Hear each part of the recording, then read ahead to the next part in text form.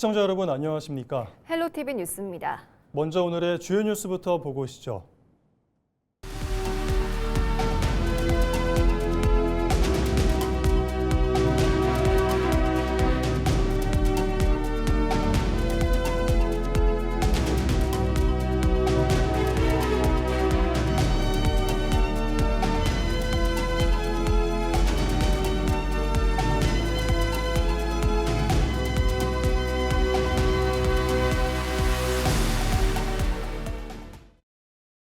사단법인 광산진폐권익연대가 새만금 내국인 카지노 추진계획 철회를 촉구하며 청와대 앞에서 기자회견을 열었습니다. 연대는 지난 29일 성명을 통해 전북도가 새만금의 내국인 출입 카지노를 포함한 복합리조트 조성을 추진하는 것은 폐광 지역의 생존권을 위협하는 것이라고 주장했습니다. 또 강원랜드는 폐광 지역과 진폐재해자 복지의 핵심 기반이라며 내국인 카지노 추가 허용은 폐광 지역 경제와 강원랜드의 공공적 역할을 약화시킬 수 있다고 강조했습니다. 사광산 진폐권익연대는 새만금 카지노 추진 계획을 공식 철회할 것을 요구하며 받아들여지지 않을 경우 세종정부청사와 전북도청 앞에서 대규모 집회를 열겠다고 밝혔습니다. 30일 오전 7시 55분쯤 강릉시 옥계면의 한 주택가 경사로에서 특수 작업 차량이 뒤로 밀리면서 30대 작업자가 차량에 깔리는 사고가 발생했습니다. 이 사고로 작업자가 심정지 상태에서 병원으로 옮겨졌지만 끝내 숨졌습니다. 경찰은 작업자가 차량 뒤쪽에서 장비를 조작하던 중 차량이 뒤로 밀렸다는 진술 등을 토대로 정확한 사고 경위를 조사하고 있습니다. 강원특별자치도와 강원관광재단, 미시령 힐링가도 4개 시군이 다음 달부터 3달간 미시령 터널 이용자에게 휴가비를 지원합니다. 이번 사업은 미시령 터널 이용객에게 지역 화폐를 지급하는 것으로 매월 40명씩 총 120명을 선정해 휴가비 25만 원을 지원합니다. 지원 대상은 사업기간 내 터널을 이용한 관광객이며 신청자는 통행 영수증 등 터널 이용을 증빙할 수 있는 자료를 제출해야 합니다. 강원특별자치도는 석탄산업전환지역 저소득층 대학생 700명에게 2026년도 1학기 학자금 700만 원을 지급했다고 밝혔습니다. 이번 사업은 대학생들의 학비 부담을 덜기 위해 마련됐으며 거주지 요건과 성적 소득 기준을 충족한 대학생이 지원 대상입니다. 지원 금액은 신입생은 1학기에 한해 최대 400만 원, 재학생은 학기당 최대 300만 원이며 다른 장학금을 받은 경우 등록금 총액 내에서 차액을 지급합니다.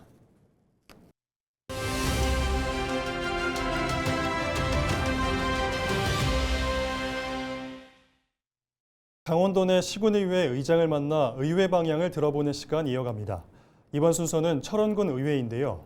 뇌경색 재활 중에도 3선 도전에 성공해 전반기 의장으로 선출된 박기준 철원군의회 의장을 만나 철원군의회의 의정활동 계획을 들어봤습니다. 주민들 덕분에 이렇게 삼성을 했고 또 동료 의원들 다 도와줘서 또 10대 전반기 의장을 맡게 됐습니다.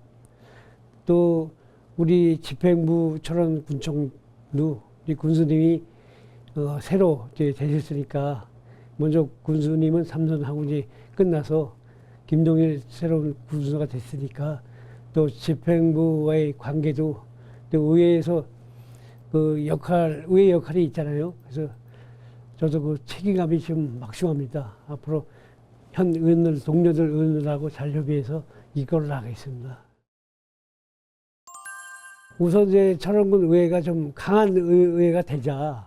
원래 우리 의회는 제일 그 한 역할이 주민들이 뽑아준 대의기관이잖아요. 그 대의기관이니까 주민의 의견을 좀 더 집행부에 강하게 좀 어필하고 또 입법기관이니까 조례도 의원들 뭐 조회 발의한 것도 있지만 좀 더 공부하고 더 해서 조례도 좀 전 의회보다 좀 조례도 많이 만들고 또 감시기관인 행정사무감사를 통해서 여러 가지 잘된 점과 잘못된 점을 집어서 좀 전달하고 이게 강하게 하는 것만이 우리 의회의 그 본 기능을 좀 하는 것이 집행부를 도와주고 우리 철원군을 좀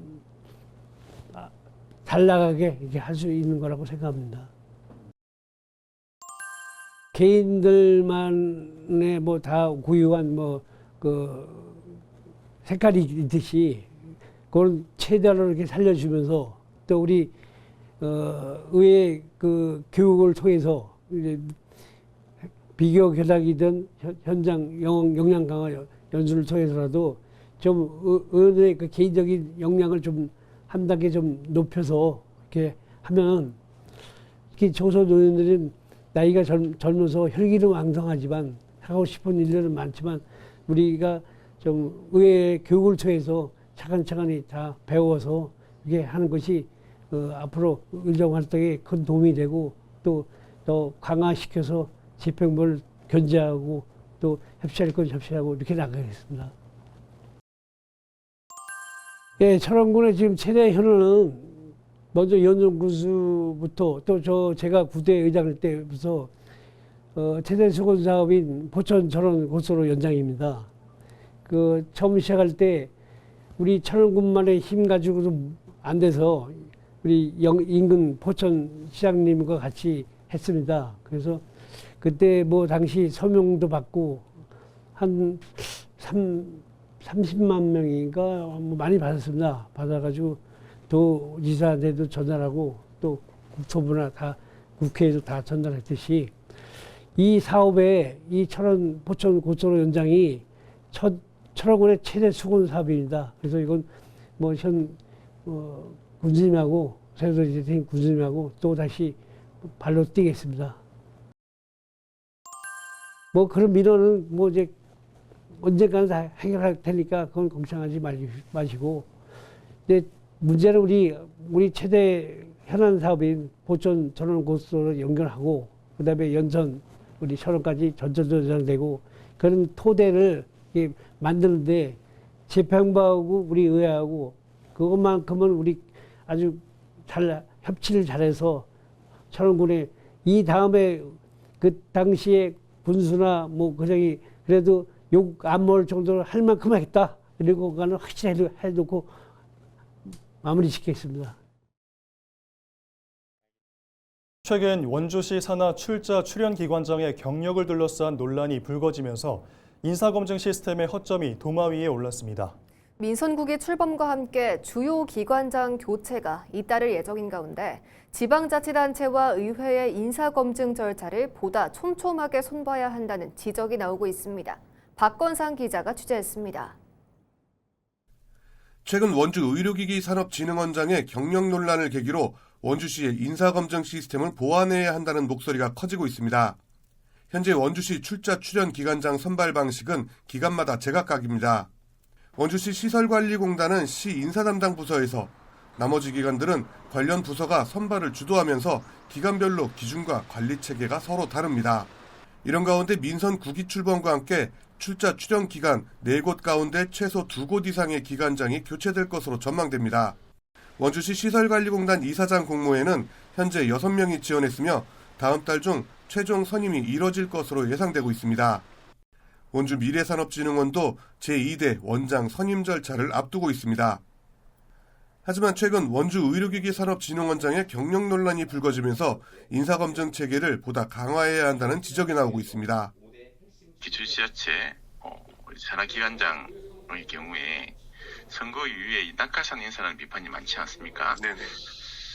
이를 이제 철저하게 검증하는 인사 검증 절차가 제도가 될 필요가 있는데 이걸 위해 가지고 지방자치단체 출자 출연기관 관리 규정 같은 곳에 이런 것을 검증하는 조항들을 넣는 것이 필요해 보입니다. 의회의 인사청문회 제도 역시 개선이 필요하다는 목소리도 나옵니다.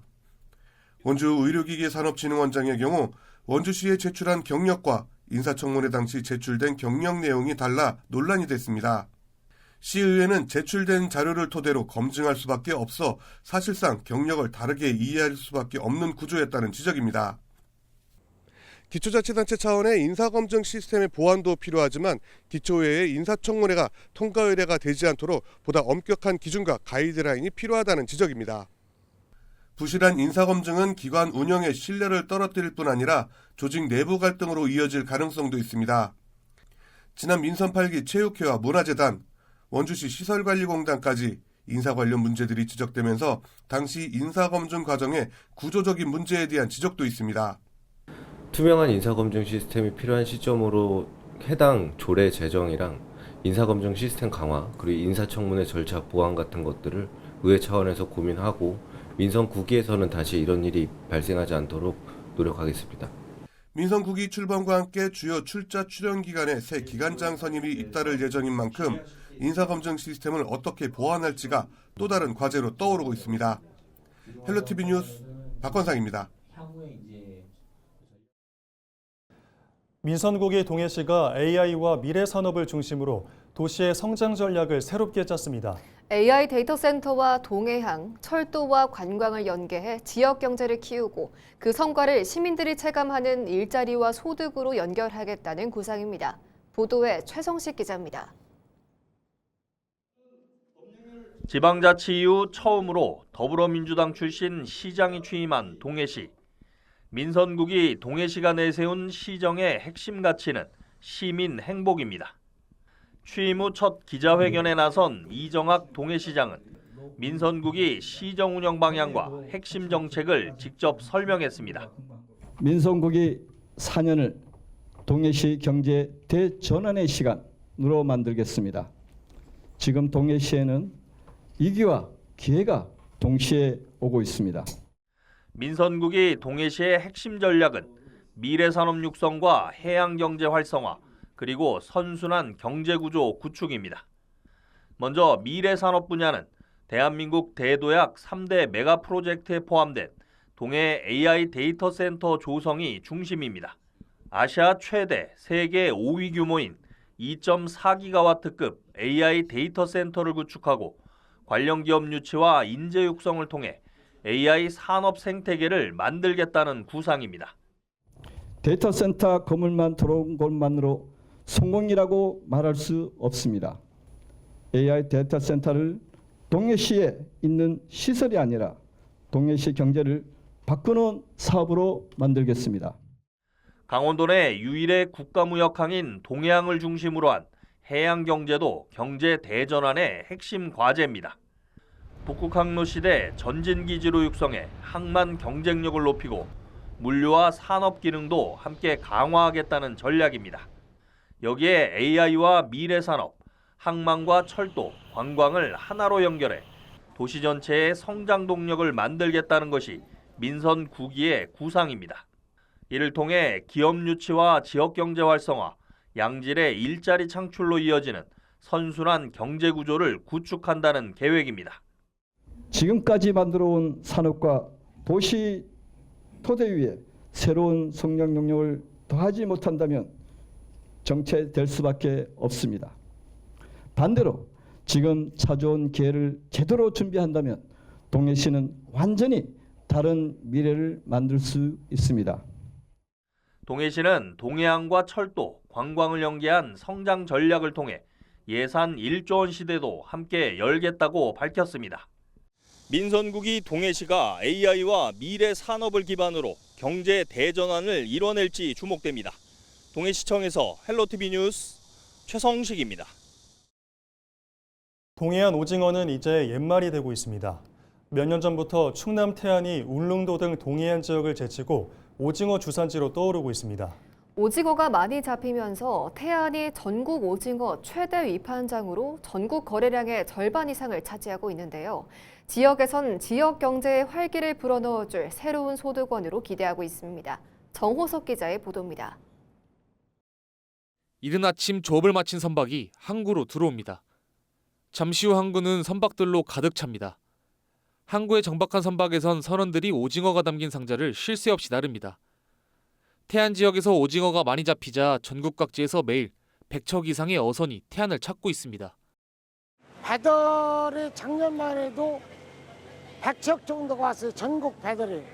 차낙기 유자망들이. 그런데 올해는 130척이 왔다. 그리고 양이 작년보다 한 30%가 증가할 것으로 예상하고 있습니다. 육지에선 오징어 경매를 위한 준비가 분주하게 진행됩니다. 경매가 시작되자 위판장에선 태안 오징어를 구매하기 위해 전국에서 모인 상인들이 앞다퉈 입찰을 합니다. 오징어 20마리가 들어있는 한 상자의 경매가는 약 5만 원으로 지난해와 비슷한 수준입니다. 현재 신진항 위판장의 오징어 거래량은 전국 오징어 거래량의 60%에 달합니다. 태안 앞바다에서 잡히는 오징어는 식감이 좋고 수도권까지 2시간 이내 운송이 가능합니다. 신선도를 유지할 수 있다 보니 수도권 등에서 인기를 얻고 있습니다. 서해안이 플랑크톤이 그러니까 오징어가 먹이가 많아 있어가지고 엄청 성장이 빠르고 육질이 엄청 단단해요. 그러니까 동해안 오징어보다는 사실 서해안 오징어가 훨씬 더 맛있습니다. 동중국해의 난류 유입과 연안 수온 상승으로 태안 앞바다에 대규모 오징어 어장이 형성된 상황. 이달 들어 20일까지 태안 신진항의 오징어 위판량은 144톤에 달합니다. 위판액은 24억 원을 넘습니다. 이는 지난 2년 전 대비 약 30% 증가한 수치입니다. 어민들은 다음 달 강수량이 줄고 바다바람이 안 불면 더 많은 오징어가 잡힐 것으로 예상하고 있습니다. 아마 오징어가 지금에 비해서 한 2배 이상은 날 거니까 그 8월 한 달간은 성수기예요. 오징어가 성수기. 8월 초에는 양이 어마어마하게 나올 거니까 많이 태안에 찾아주십시오. 태안 신진항에서의 오징어 조업은 오는 9월까지 이어질 전망입니다. 매일 전국 각지에서 찾아오는 어민과 관광객이 인근 음식점과 숙박업소를 방문하면서 오징어가 새로운 지역 경제의 마중물로 자리 잡아가고 있습니다. 헬로티비 뉴스 정우석입니다. 횡성군이 추진한 횡성군 반값 여행 지원 사업이 신청 접수 첫날 예산이 전액 소진됐습니다. 횡성군은 지난 27일 접수를 시작한 횡성군 반값 여행 사업 모집 개시 직후 신청자가 대거 몰려 당일 준비된 사업 예산이 모두 소진됐다고 밝혔습니다. 이번 사업은 횡성군을 방문하는 관광객에게 여행 경비의 50%를 지원해 체류형 관광을 유도하고 지역 경제에 활력을 불어넣기 위해 진행됐습니다. 태백시가 지난 25일부터 26일까지 열린 창창루트마켓 시즌3 첫 주말 행사를 마친 가운데 오는 1일부터 2일까지 마지막 주말 행사를 운영합니다. 이번 마지막 주말에는 청년 창업 브랜드 판매를 비롯해 체험 프로그램, 방탈출 프로그램, 버스킹 공연 등 다양한 행사가 운영됩니다. 다음 창창루트마켓은 10월 16일 철암 단풍축제와 함께 시즌4로 찾아갈 예정입니다. 학교법인 상지학원이 지난 29일 이사회를 거쳐 상지대 제10대 총장으로 한의과대학 방정균 교수를 임용했습니다. 신임 방정균 총장은 지난 1988년 상지대 한의과대학 1기로 입학했으며 2002년 한의과대학 교수로 임용된 이후 교육과 연구는 물론 대학 행정 분야에서도 다양한 경험을 쌓아왔습니다. 방정균 신임 총장의 임기는 8월 1일부터 2030년 7월 31일까지 4년입니다. 평창군이 운영하는 2026년 산림수도 평창 임업대학 5기 졸업식이 30일 산양사무복합지원센터에서 열렸습니다. 산림수도 평창 임업대학은 귀산촌인과 임업인을 대상으로 산림 분야 기초이론과 임산물 재배기술, 산림경영 현장 합숙 등 임업 현장에서 활용하는 교육과정을 운영하며 지난 2023년 개설돼 올해로 운영 4년차를 맞았습니다. 올해는 지난 5월부터 이달 말까지 13주간 60시간 과정으로 진행됐고 졸업생 26명을 배출했습니다. 속초시가 고향사랑기부제 활성화를 위해 먹거리와 관광상품 등을 포함한 신규 답례품 9종을 추가로 선정했습니다. 새 답례품에는 닭강정과 황태 세트, 홍게무침 등 지역 특산품은 물론 관광체험권과 속초 캐릭터 짜니레오 상품도 포함됐습니다. 속초시는 기부자의 선택폭을 넓히고 지역 관광과 소상공인 매출 증대에도 도움이 될 것으로 기대하고 있습니다. 또 다음 달 한 달 동안 10만 원 이상 기부한 뒤 신규 답례품을 선택하면 동일한 답례품을 하나 더 증정하는 1+1 이벤트도 진행합니다.